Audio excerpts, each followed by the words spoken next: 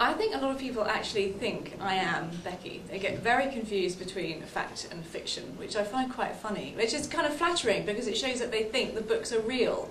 I was recently on TV in the US, and there was a link on a website afterwards, and it actually said, Becky Bloomwood joins us in the studio, which was sort of crazy. It's like, no, she doesn't.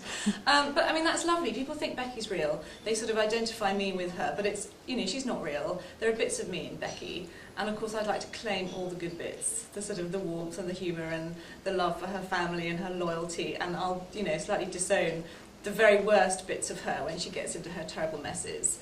But I think, like her, I do make the same mistakes as her sometimes, but I'm not nearly as bad, thank goodness.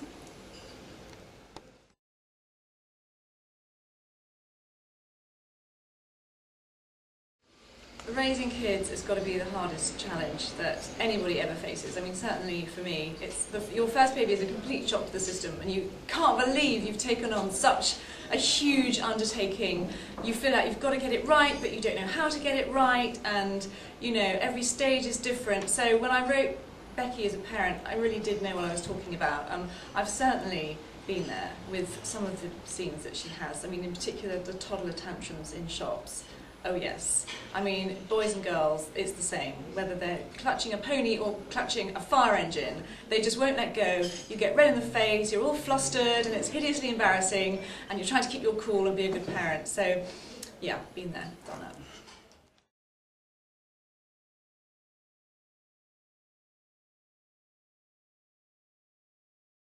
Well, now, I have actually organised a surprise birthday party for my husband. It was not on the scale of what Becky was planning, and luckily I did not have quite so many mishaps along the way. But I certainly knew what she was doing, and I was very, very good at keeping it secret. I had a few close shaves, but luckily my husband did not pick up on what I was doing. So, yeah, I got away with it.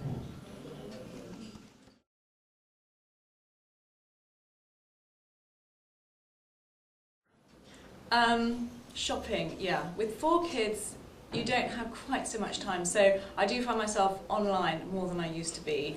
And I also find myself just going off on my own, because believe me, shopping with 4 children, you're not going to get any shopping done. It's basically just like corralling a load of sort of cattle or something. But when I do go out with them, whatever we were intending to buy, we end up buying t-shirts, looking at iPods, in the Apple Mac store, sneakers, and for the little ones, train sets and Ben 10. So I kind of get sidetracked by everything that they want, and that's where we end up.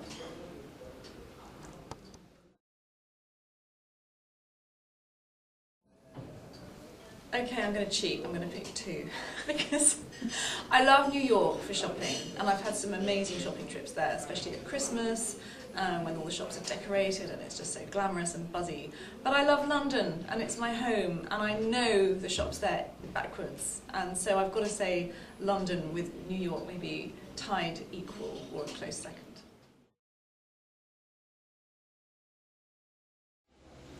I think when you give somebody a Christmas gift, you want to give them pleasure. You know, you want to give them a lovely, lovely thing or an experience. And what I hope that Mini Shopaholic is, it's like an escape from the real world into a lovely, fictional, feel-good place where funny things happen, bad things happen, but there's always a happy ending. And, you know, it's a character that you might already know and love for those who already know Becky. Plus, it's got a whole Christmassy theme going through it. So really, you know, I hope it would be a lovely Christmas present.